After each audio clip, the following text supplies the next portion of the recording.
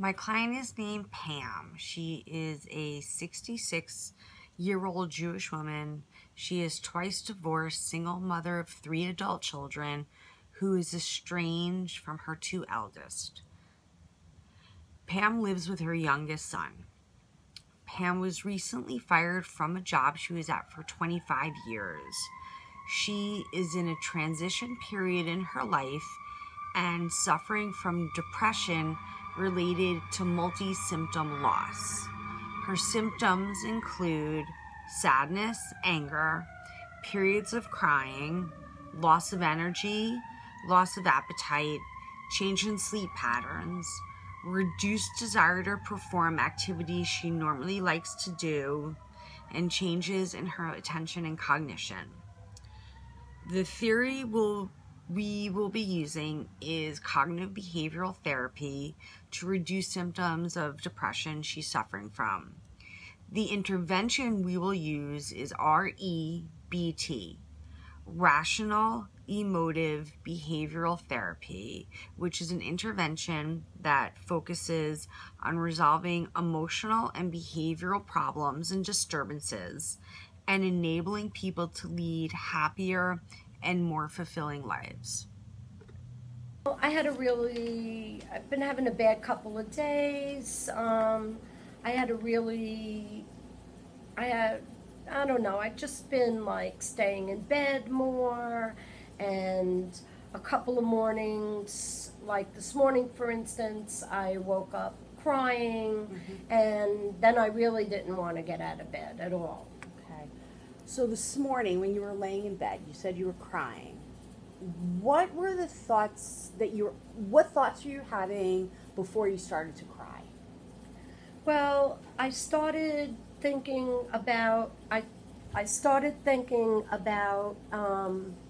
the fact that no one that I worked with has like called me or texted me. I worked at the same place basically for 25 years, and I thought I made friends. You know, you work in a place with people for so long, you see people every day, probably more than anybody else, and you know, my work life really became my social life, and no one has called me or reached out to me. And you know, I'm thinking, I'm 66 years old, and it's not like I'm going to go to the schoolyard and say, "Hi, my name is Pam, want to be my friend?" You know, that's not going to happen. So the chances are I'm not going to have any friends. I'm not going to be able to meet anybody new. And I really thought these people were my friends, and basically, I mean, no one has really called me and reached out to me or invite, you know, that kind of thing. I haven't really called and checked on me, really. No, you said no one, right? So you've been, when did you get fired? Toward the end of May. Towards the end of May, and this is August, right? Right. So that's 3 months? Approximately, yeah. So about 3 months. What you're saying is, in the past 3 months, no one has called you, texted you, or reached out to you. Just think about that for a second. Well,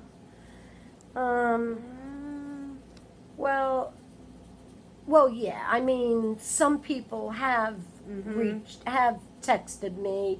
For instance, Rachel texted me and to see how I was and to see if I wanted to do anything. And Vera invited me out to dinner. As a matter of fact, for tomorrow night, I didn't respond yet. And, well, the other day, Janet called and asked me if I wanted to go to Atlantic City for, you know, with her next week for overnight. And I told her I couldn't go because, you know, my money is like really tight, not working. And she said it would be her treat. She would pay for everything. So I told her I would get back to her and let her know. Okay. And I'm trying to think. And like 2 weeks ago, Kathy called me and Okay. asked me, well, she texted me, not All right. called. She texted me and asked me if I wanted to maybe go shopping with her. Okay, so that's I counted four. I counted four people who Oh, reached out to you. So okay, 4. having said that, four people have reached out. So now, is there a way that you could go back to your original statement with this information and here's what I want you to do. I want you to go back to your initial response of saying that nobody, you have no friends, no one's reached out to you, Uh-huh. and it doesn't sound like there's any proof to that. It doesn't sound like there's anything that's going to support you saying that no one, because you yourself just disproved it. So I want you to go back to your original statement, and I want you to use this tool that we talked about of disputing, and I want you to say it again. I want you to restate it, and I want you to replace those negative, irrational thoughts with something more rational that makes sense with the information you just gave. Okay. Let me see. So, think about it differently. Yeah, think about Okay. it differently. So, some of the people Okay. that I thought would really be there for me Okay. and would reach out to me I haven't heard from at all. Okay. And some of the people, or most of the people, I will say that's true, because those 4 people that I mentioned are really in the group of like 5 or 6 people that I thought of as friends and not just work colleagues. Okay. So most of the people Mm-hmm. that I thought of as friends that I also happen to work with, they have reached out to me and called me. And some of the people that I thought would haven't. Okay. So, how do you feel now? Okay, how do I feel? I know how I don't feel. Okay. I don't feel so hopeless. I don't feel Okay. like I'm so alone Okay. and isolated. I feel like, well, some of those people that I thought I can count on, I really can count on, which makes me feel a little better about myself. It makes me feel like, okay, so not everybody doesn't like you. Mhm. There are people who genuinely care about you. I definitely don't want to cry Okay. or go home and go back to bed. Okay. So, do you see how that technique of replacing an irrational belief that's not supported with a rational belief that is supported can change your feelings and how you react to those feelings? Yeah, no, I can definitely see that Mhm. if even just using that one thing, Mm-hmm. because I do already feel better. Okay. All right. You know, I feel like, because before I got here, when I was driving here, I didn't really want to come, and I just wanted to go home and get back in bed. Mhm. And then I kind of just said to myself, as soon as I'm done with this session, I'm going home and going right back to bed. Okay. But now I actually don't want to go right back to bed. I don't want to get back in bed when I go home. Okay. So what I want you to do for next session, I'm going to give you some homework again, and I want you to take note when you're having those negative self-defeating behaviors, or when you're having those negative self-defeating thoughts. I want you to stop, like what we learned, Right. and dispute them. And I want you to come up with an alternative thought that I want you to come up with an alternative thought to replace that initial irrational thought. And then I want you to take notes of your feelings and how maybe they've changed. And not only your feelings, how they've changed, but then how your behaviors change. So, Oh, okay. you want me to explain it again? No, I got it. I got it. So, in other words, just tell me if this is right. Okay. So, if I'm laying in bed and I start thinking, oh, everybody hates me, nobody wants to be my friend, you want me to stop Stop. and kind of like say, is that really true? Oh, right. Don't you even have one friend, Pam? Like you want me to kind of talk to myself? Talk to yourself. Like self-talk. Yes. And then you want me to say it differently, like, well, I have 4 friends Right. instead of 10, and 4 is still good. 4 That's still friends, it's not no one. Right. And then you want me to see what I want to do. Like, how do I feel? Do I want to cry and stay in bed, or maybe do I want to get up and go out? Is that it? Did I get it right? Yeah, that's exactly right. I Okay. mean, you don't have to go out and go run a marathon, but, just get up, go to the kitchen, have something to eat. Smaller goals maybe would be good to use Yeah, that here. will definitely work, because, I'm not Unless- I'm not ready to go running out of the house. Right. I mean, unless you want to, please don't let me hold you back. Oh, okay. Thanks. Okay. But I think, we're onto something. I know, Pam, this is a good tool that you can use, and you could use the self-talk and dispute your own.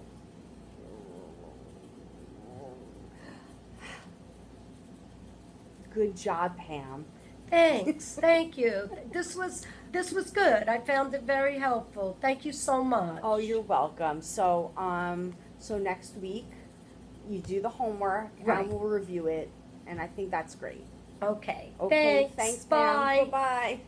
Yeah, that was 1 minute short of 15 minutes. You just have to kind of edit. In conclusion to the video I did with Pam, I'd like to go over what REBT, or Rational Emotive Behavioral Therapy, is, and kind of discuss how it was used with the symptoms that Pam was suffering from. Okay, so the symptoms that Pam was suffering from was sadness, despair, crying. She had no energy. She felt, like I said, despair.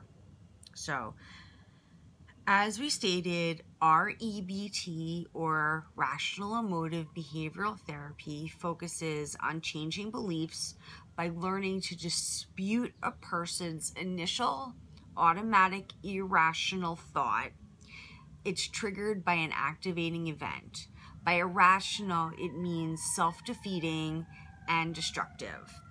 So the ABCDE of REBT is: according to Rational Emotive Behavioral Therapy, if a person's B, or belief, about the A activating event is rigid, absolute, fictional, and dysfunctional, then the C, emotional and behavioral consequences, are likely to be self-defeating and destructive. Alternately, if a person's belief, or B, is flexible and constructive, then the C, emotional and behavioral consequences, are likely to be constructive and self-hoping. So with Pam, her irrational beliefs about the activating event A. Her A, the activating event, was that she was fired. Her B, her belief about what happened with the activating event, is that she would never have any friends again. So that led her to C, her behavioral consequences of sadness and despair. If we could teach Pam to dispute D, her interpretations and assumptions, in her case it was, if we taught her to dispute the idea that she had no friends ever, she'll never ever have another friend again. So we had her go back to dispute that thought by coming up with things that make her irrational belief not real, not true. So Pam made note that there were several of her friends that had all reached out to her. So that if she could dispute her irrational belief that she would never have any friends again, that led to her consequences of being depressed and sad. So, if we could get Pam, when she has that trigger thought, that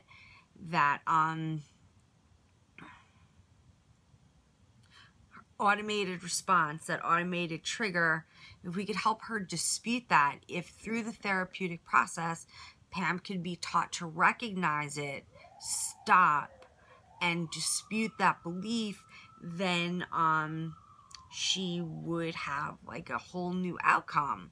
She would have new consequences, or E, a new philosophy, because it's A, B, C, D, E. What I learned from doing this role play is that it is a lot of work. A lot goes into being a therapist, and much more than it appears. In the TVs, you see the therapist going, oh yeah, tell me more, oh, that's interesting. However, in real life, it's so much more than that. It's so hard. It takes focus, attention, the ability to use like meta thinking, so to be there with the client and be attuned to the client at the same time as the meta thinking, working that client through the process. It's incredibly challenging. This whole process was indeed an eye-opening experience. So I hope you guys learn a little bit about REBT, Rational Emotive Behavioral Therapy, and can find a way to use it, because it's pretty interesting. Thank you so much, and be well.